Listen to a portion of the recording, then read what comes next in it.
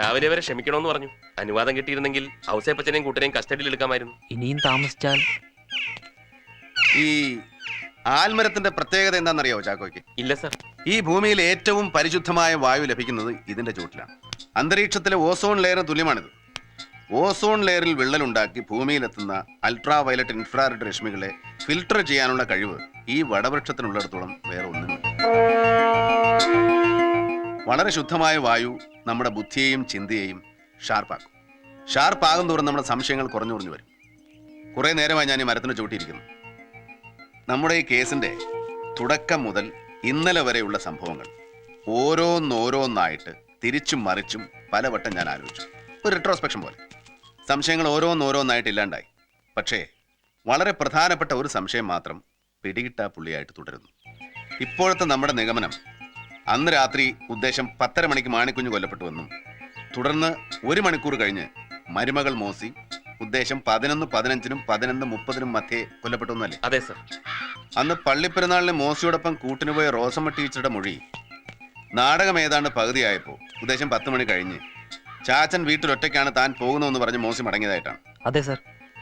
കൂടാതെ നാടകം തീരുന്നത് വരെ തന്നോടൊപ്പം നിന്നിരുന്നെങ്കിൽ മരുമകളെങ്കിലും രക്ഷപ്പെടുമായിരുന്നു എന്നുകൂടി അവർ പറഞ്ഞു. യെസ്, ഇവിടെ നിന്ന് അങ്ങോട്ട് ശ്രദ്ധിച്ച് കേൾക്കണം. നമുക്കൊന്ന് ഇമാജിൻ ചെയ്യാം.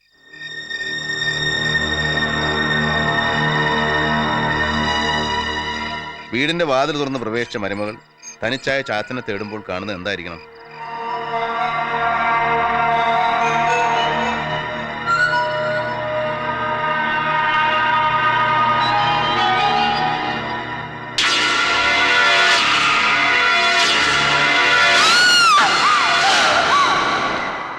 ഡെഡ് ബോഡി കണ്ട് ഭയന്ന് പരിഭ്രമിച്ച് ഒച്ച വെച്ച ആളെ കൂട്ടുവോ, അതോ ഒന്നും മിണ്ടാതെ ഒച്ച വയ്ക്കാതെ പിന്നീട് 1 മണിക്കൂറിന് ശേഷം തന്നെ കൊല്ലാനും വീട് കൊള്ളയാനും വരുന്ന ഈശോ അലക്സിന് വേണ്ടി കാത്തു നിൽക്കുവോ? ആലോചിച്ച് നോക്ക്. ഒരിക്കലും ഇല്ല സർ. അവരൊച്ച വെച്ച് ബഹളം ഉണ്ടാക്കിയ ആളെ കൂട്ടും, തീർച്ച.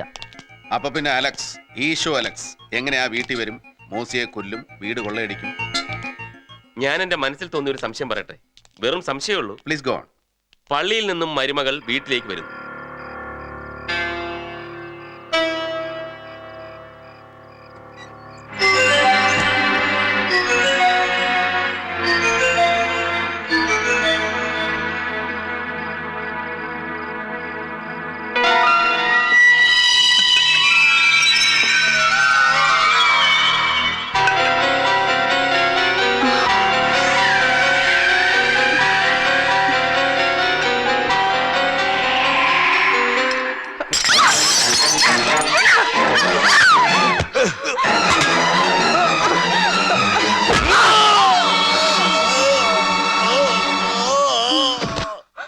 അപ്രതീക്ഷിതമായി നടന്ന സംഭവത്തിൽ ഭയന്ന് പരിഭ്രമിച്ച് എന്ത് ചെയ്യണമെന്നറിയാതെ ഇരിക്കുന്ന സമയത്താണ് അലക്സ് അവിടെ വന്നതെങ്കിൽ?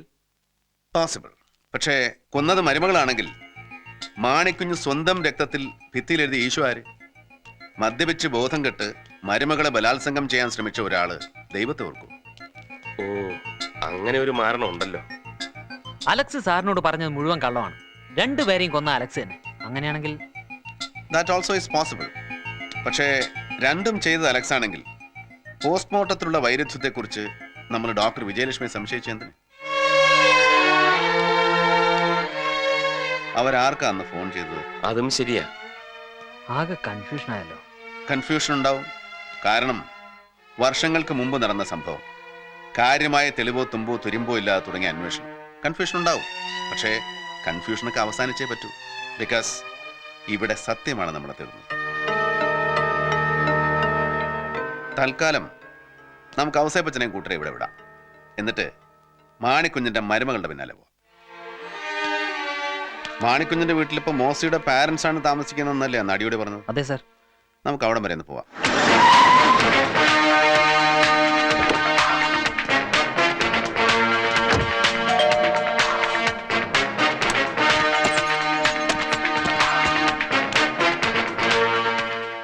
CBI ഞാൻ ഫോൺ ചെയ്തിരുന്നു. അന്നും സാറ് വന്നിരുന്നില്ലേ? ഉവ്വ്. ഇത് സേതുരാമയ്യർ സാർ, സീനിയർ ഓഫീസറാ. ഇത് സൈമൺ, മോസിയുടെ അച്ഛൻ. സാറിന് വീടൊന്ന് പരിശോധിക്കണം. ആയിക്കോട്ടെ, കമോൺ സാർ.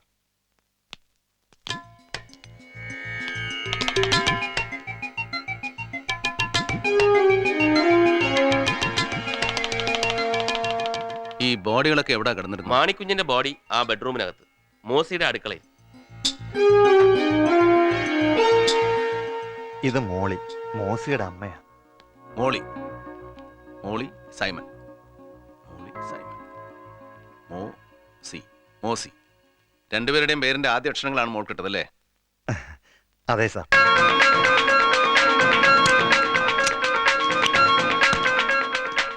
ഇവിടെയാണ് സാർ മാണിക്കുഞ്ഞിന്റെ ബോഡി കിടന്നിരുന്നത്.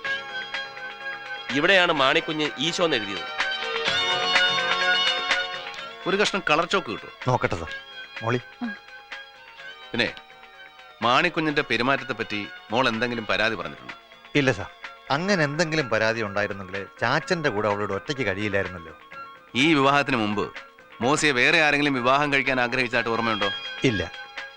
പിന്നെ പിന്നെ മോസി വിധവയായ ശേഷം ഔസേപ്പച്ചന്റെ മകൻ സണ്ണിക്കുട്ടി അവളെ പുനർവിവാഹം ചെയ്യാൻ ആഗ്രഹിച്ചിരുന്നു. അയാളും വിഭാര്യനായിരുന്നല്ലോ. പക്ഷെ ഔസേപ്പച്ചൻ കൊണ്ടുവന്ന ആ പ്രപ്പോസൽ മാണിക്കുഞ്ഞ് ശക്തമായി എതിർത്തു. അതെന്താ? ഈ സണ്ണിക്കുട്ടി ഒരു മഹാകുടിയനാ. അതുകൊണ്ടാ മാണിക്കുഞ്ഞ് എതിർത്തത്. മോൾക്ക് എതിർപ്പുണ്ടായിരുന്നോ? ഞാനത് ചോദിച്ചില്ല. ചാച്ചനെ എതിർത്ത് അവൾ ഒന്നും ചെയ്യില്ല.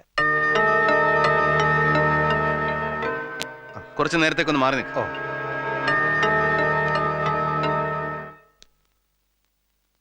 അന്ന് ചുവരിൽ എഴുതിയിരുന്നത് പോലെ ഈശോ എന്നൊന്ന് എഴുതിക്കേ.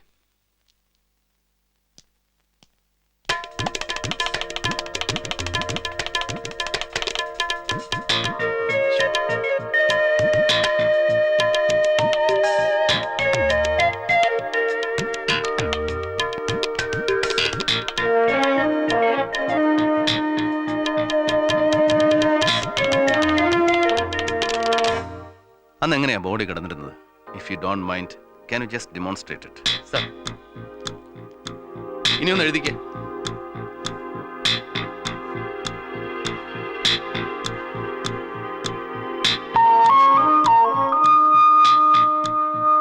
ഇനി അങ്ങനെ മലർന്നു കിടന്നു എഴുതിക്കേ.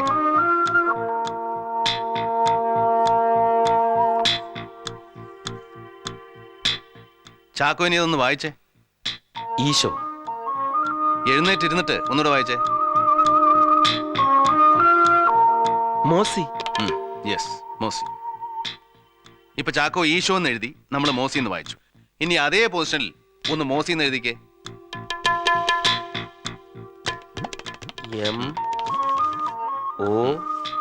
MOSI. മോസി. ഇനി എഴുന്നേറ്റിരുന്ന് ഒന്നുകൂടെ വായിച്ചേ. ഈശോ. അപ്പൊ യഥാർത്ഥത്തിൽ മാണിക്കുഞ്ഞ് ഈശോ എന്നാണോ എഴുതിയത്, മോസി എന്നാണോ? മോസി എന്നാ. That's it. Get up. ഇപ്പൊ മനസ്സിലായില്ലേ മോസി എങ്ങനെ ഈശോ എന്ന്? അന്ന് യഥാർത്ഥത്തിൽ ഇതാണ് സംഭവിച്ചത്. തന്റെ മരണത്തിന് കാരണം മോസിയാണെന്ന് അദ്ദേഹത്തിന് ലോകത്തെ അറിയിക്കണം. മരണവിപ്രാളത്തിനിടയ്ക്ക് അദ്ദേഹത്തിനെ കൊണ്ടാവുന്ന വിധം അത് ചെയ്തു. പോലീസ് റിപ്പോർട്ട് അനുസരിച്ച് ബോഡി കമഴ്ന്നാണല്ലോ സാർ കിടന്നിരുന്നത്. ഒന്നുകിൽ ആരെങ്കിലും കമഴ്ത്തിയിട്ടതായിരിക്കാം, അല്ലെങ്കിൽ മരണവിപ്രാളത്തിനുള്ള പിടച്ചിലിനിടയ്ക്ക് പൊസിഷൻ മാറിയിരിക്കാം. അങ്ങനെയാണെങ്കിൽ ആരായിരിക്കും സാർ? അറിയില്ല. സംഭവം നടന്നയെന്ന് രാത്രി 10:30-നും 11:30-നും ഇടയ്ക്ക്, let's call it golden hour, ആ ഒരു മണിക്കൂറിനിടയ്ക്ക് ഈ വീട്ടിൽ എന്തൊക്കെയോ സംഭവങ്ങൾ നടന്നിട്ടുണ്ട്. അത് കൃത്യമായി പറയാൻ കഴിയുന്ന രണ്ടുപേരും ജീവിച്ചിരിപ്പില്ല, മാണിക്കുഞ്ഞും മരുമകളും. പിന്നെ പറയാൻ കഴിയുന്ന ഒരാളുള്ളത് ആ ഒരു മണിക്കൂറിനിടയ്ക്ക് ഇവിടെ വന്നുപോയ അലക്സാണ്. നമ്മൾ വീണ്ടും അലക്സിനെ കാണുന്നു. സർ, ഞങ്ങളുടെ മനസ്സിലൊരു സംശയമുണ്ട്. അലക്സിന് മാത്രമേ തീർക്കാൻ കഴിയൂ. പക്ഷേ ആ സംശയം എന്താണെന്ന് അലക്സിനോട് ഇപ്പൊ പറയാൻ ഒരു നിവൃത്തിയില്ല. പക്ഷെ ആ സംശയം എന്താണെന്ന് അറിയാതെ എങ്ങനെ തീർക്കും സാർ? കഴിയും. അലക്സ് അന്ന് രാത്രി മാണിക്കുഞ്ഞിന്റെ വീട്ടിലെത്തിയത് മുതൽ സംഭവം കഴിഞ്ഞ് മടങ്ങുന്നതിനിടയിൽ നടന്നതെല്ലാം വിടാതെ പറഞ്ഞാൽ, minute by minute, second by second, ഒന്നും വിടാതെ പറയാം. പറയാൻ ശ്രമിക്കാം സാർ. ഇരണിയിൽ നിന്നും ഞാൻ നാദാമംഗലത്തെത്തുമ്പോൾ ഉദ്ദേശം 11 മണി കഴിഞ്ഞു കാണും.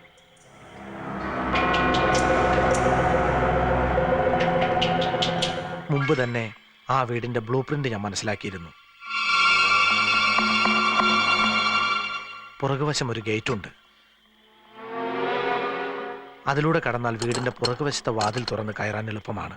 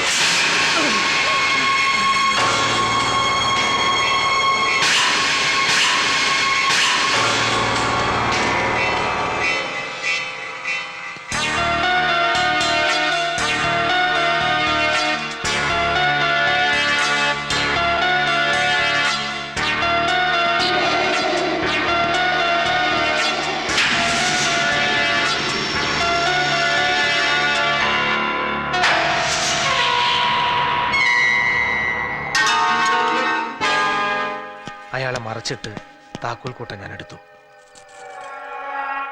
മാണിക്കുഞ്ഞ് കുടിച്ച് ബോധം കെട്ട് തലയോ മറ്റോ ഇടിച്ച് കിടക്കാണെന്നാണ് ഞാൻ വിചാരിച്ചത്.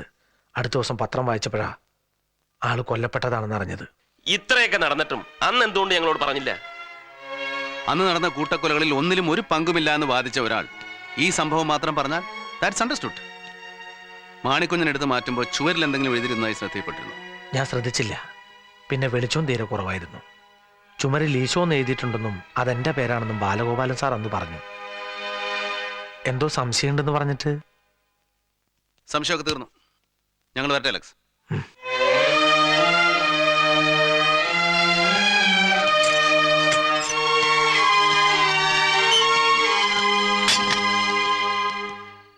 ഇപ്പൊ പറയും, ഈ ഷോയോ മോസിയോ? മോശി തന്നെ, ഒരു സംശയവും വേണ്ട.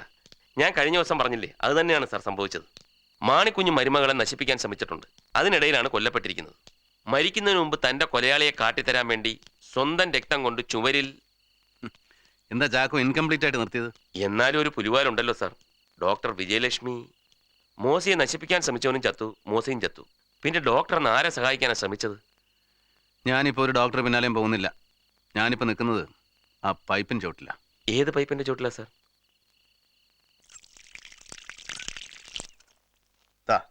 ഈ പൈപ്പിന്റെ ചോട്ടിൽ. അന്ന് രാത്രി മരുമകൾ മോസി എന്തിന് ഇവിടെ വന്ന് നിന്ന് കൈയും കാലം കഴുകി? അവരുടെ കയ്യിലും കാലിലും എവിടെ നിന്ന് എങ്ങനെ ചെളിപ്പുണ്ട്?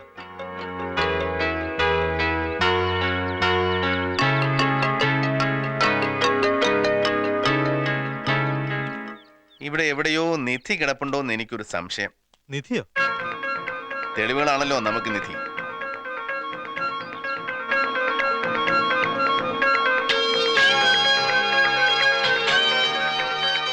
അവരെ പെർമിഷൻ ചോദിച്ചിട്ടേ കുഴിക്കാവൂ. അത്രേ ഉള്ളൂ സാർ.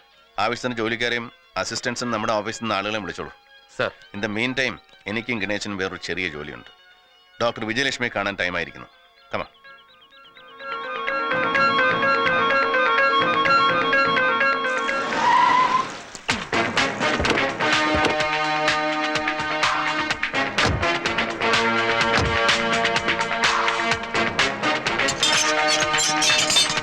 ഡോക്ടർ ഇല്ലേ? ഇല്ല, മൂകാംബികയ്ക്ക് പോയിരിക്കുക. ദൈവം പരാതിക്കാരനായ കേസായതുകൊണ്ടാവണം തേടുന്നവരൊക്കെ വേളാങ്കണ്ണിക്ക് മൂകാംബികയൊക്കെ പോയിരിക്കുന്നത്. എന്ന് വരും മാഡം? അറിയില്ല സാർ. വരുന്നവരെ ചെടി ഇങ്ങനെ നനച്ചുകൊണ്ട് നിൽക്കണം കേട്ടോ. ആ, ഗണേശനെ ഞാൻ ഇവിടെ വിട്ടിട്ട് പോവാണ്. ഇനി നമ്മൾ തമ്മിൽ കാണുമ്പോൾ ഡോക്ടർ ഗണേശന്റെ കസ്റ്റഡിയിൽ ഉണ്ടാവണം. എന്തെങ്കിലും അസിസ്റ്റൻസ് ആവശ്യമുണ്ടെങ്കിൽ ഓഫീസിൽ നിന്ന് വരുത്തിക്കോളൂ. സാർ.